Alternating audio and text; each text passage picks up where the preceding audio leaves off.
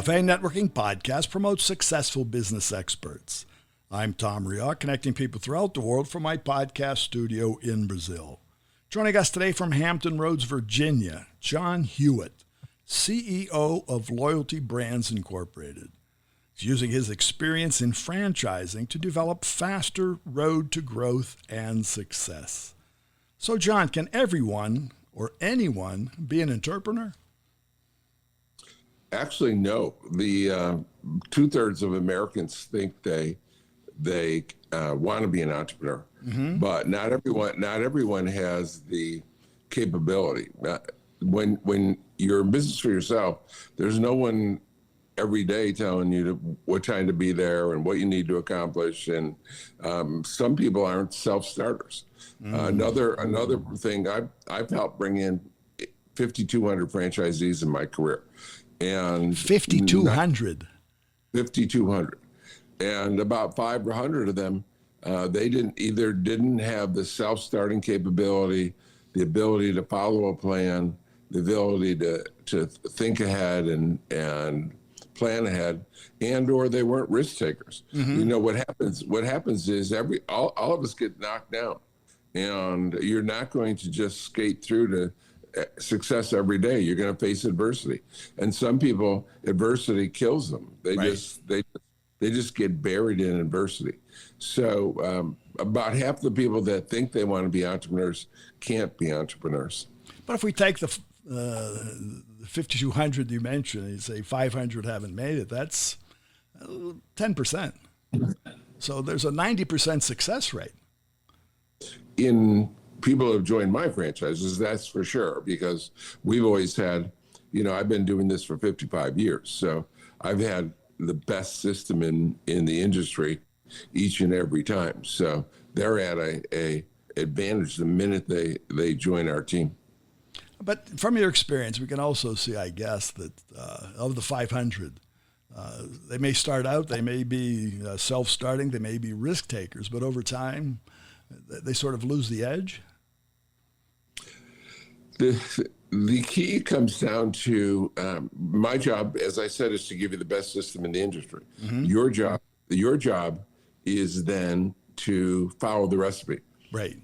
If a great chef sends you a recipe, why would you change it? And it's the toughest thing to do. Human beings are made not to listen. And I don't know if you have children, but you've been a child. And it's the toughest thing to do. Out of the 5,200 people I brought in, not one has listened 100%. The best listen 98 or 99%. The worst less than 10%. Well, less than 90. No, that's across the board. I could say the same thing happens here in Brazil. One of the first things I learned here is exactly, as soon as you give somebody a process or a plan, on day one they want to change it because they think they can do something better. But what we do see in successful franchises, it's the repeatability. It's the following, not only just following the same process, but bettering a process over time. Exactly. You're not here to invent. If you came into the franchise system to be creative and inventive and think you've thought of something that we haven't, that's crazy, right? Especially we've either made every mistake or seen every mistake. And if you come in and we have thousands of people that have done this, tens of thousands. So don't think you're going to come in and reinvent the wheel. Just think you're going to follow the system, and you're going to do it with a great attitude, and you're going to work hard, and you're going to persevere. Well, on the success side, I'm sure you have also business owners who may not have just one franchise. They're successful at it, and they can multiply. The average franchisee ends up with about 6 or 7 territories. So some get to 100. About a third only can do one because they're unable to delegate. Right. But virtually everyone that starts wants multiple locations. Well, and as they become successful, they also generate the revenue to help them do that. That's exactly the best people. They reinvest in the business, and they build it exponentially as a result. And you see, well, we've seen, and that's not only in the States, worldwide. The way of life of having a franchise is pretty standard operating procedure. What do you see going forward? That's the key to franchising. Is McDonald's doesn't make the highest quality hamburger. My grandchild, my 11-year-old, could go to the grocery store and buy some hamburger and buns and make a better quality hamburger than McDonald's. But it's a system of business which includes location, cleanliness, speed, et cetera, et cetera. Everything. If you're going to have a franchise, you said the word, it has to be replicable and it has to be consistent, and a brand name has to mean something. Kellogg, Campbell, McDonald's, they have credibility. They mean something. They stand for something, and that's never. I don't see that changing. And absolutely to that point, somebody wanting to be part of a franchise, that's the best starting point, to have the name out there. To create a name for yourself is also a challenge. For sure, and it's a neighborhood by neighborhood battle. It's like when you have a new franchise, but if you come in and you're a Wendy's or a Holiday Inn or a McDonald's or a Jackson Hewitt, one of my companies, you have a brand name already there, and it means something to people, and it's worth extra because we give brand names extra credibility. Well, I can see that on your sites. We're talking about you're talking about McDonald's. Everybody's had a burger and they can taste it and they know what we're talking about. But I also see that you operate in different level franchises of professional services. We have 8 different brands, and the most exciting brand today is and I love it now, the pet industry, and it's mobile pet grooming, and it's called Zoom and Groomin'. Zoom and Groomin'. Zoom and Groomin'. It's the fastest growing.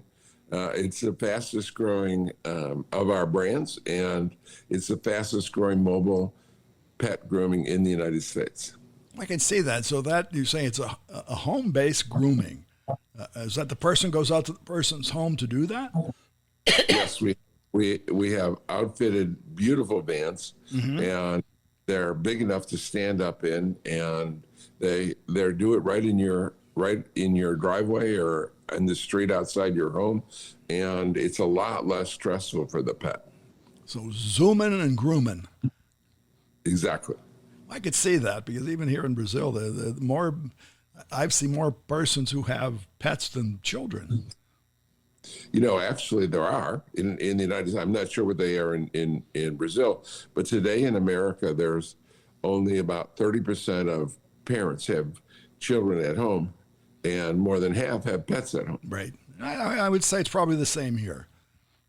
In many here, it's only one pet. There's just a whole series of pets. So, and to the advantage of having a grooming service come to the door, because the challenge of taking all the pets, of having appointments and what have you, becomes a challenge in itself. Exactly, and it's so less stress on the pet. They don't have to get in the vehicle. They don't have to go bingo with other animals. They don't have to leave their yard. Very good. Well, John, congratulations. Thanks for being here. How can our listeners find you? 2 easy ways, Tom, in LinkedIn, and also I'm on loyaltybrands.com. Very good. Well, thanks again, John. It was my pleasure. And for our listeners, it's John Hewitt, John, the last name Hewitt, Hewitt. You find him on LinkedIn and the site loyaltybrands.com, loyaltybrands.com.